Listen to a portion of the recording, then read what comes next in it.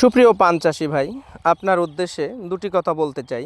এই যে দেখেন, এই যে পানের মাথাটা, এটা কিন্তু একটা সময় এই চালের উপরে ছিল। ওইখান থেকে সম্প্রতি নামিয়ে নিচে এই যে এইভাবে পেঁচায় বেঁধে দেওয়া হয়েছে। দেখেন এই যে সুন্দর করে এক অংশ নিচে রেখে বাকিটা উপরে ঝুলায় দেওয়া হয়েছে, যেন এখানে স্বচ্ছভাবে পানটা আসতে পারে।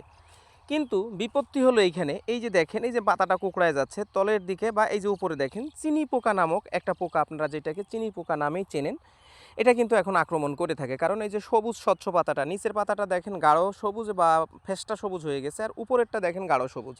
এইখানে কিন্তু জাপ পোকার অ্যাটাক করতে পারে। তাই আপনার প্রতি আকুল আবেদন, এইখানে যে চিনি পোকা নামে যাকে চেনেন, এটা মূলত জাপ পোকার ঔষধ দিলে আপনার এই পোকাটা নিয়ন্ত্রণে আসবে। ইমিডাক্লোরোফিটটা পরিমিত মাত্রায় নিয়মিত দিয়ে থাকেন। আসলে চিনি পোকা নামক কোনো পোকা নাই। চিনি পোকা যেটাকে আপনি বলেন, এটা হচ্ছে জাপ পোকার মল বা পায়খানাটাকে চিনি রূপে দেখা যায়, তাই আমরা চিনি পোকা বলে